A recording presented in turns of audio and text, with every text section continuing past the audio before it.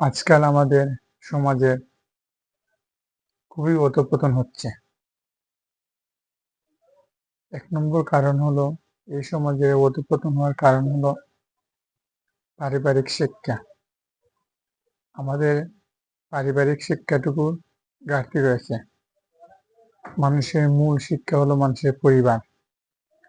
যদি একজন তার পরিবার থেকে ভালো শিক্ষা পায় তাহলেই সে ভালো শিক্ষিত। বই পুস্তকের শিক্ষাই শুধু মানুষের জীবনে পর্যাপ্ত নয়।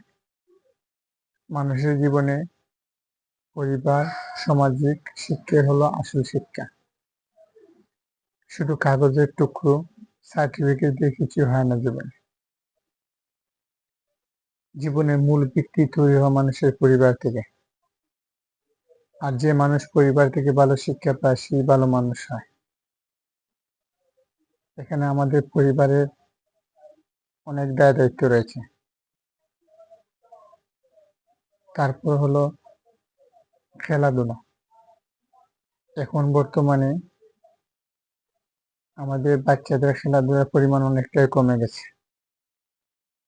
আর ১০ বছর ২০ বছর আগে যেরকম খেলাধুলা হতো সেরকম এখন আর নেই।